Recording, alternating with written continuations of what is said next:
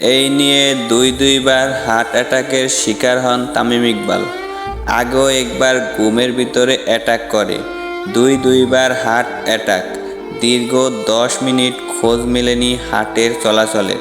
মৃত্যুর খুব কাছ থেকে ফিরে আসলেন তামিম ইকবাল।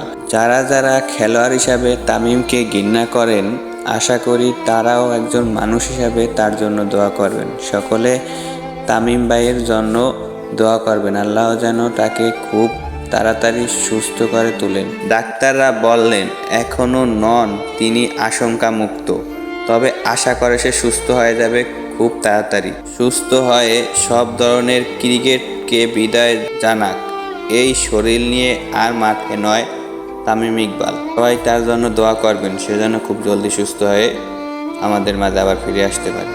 ধন্যবাদ। এরকম আরও নতুন ইনফরমেটিভ ভিডিও পেতে আমাদের চ্যানেলটি সাবস্ক্রাইব করে আমাদের সাথেই থাকবেন। পেজ থেকে দেখলে পেজটি ফলো দেবেন।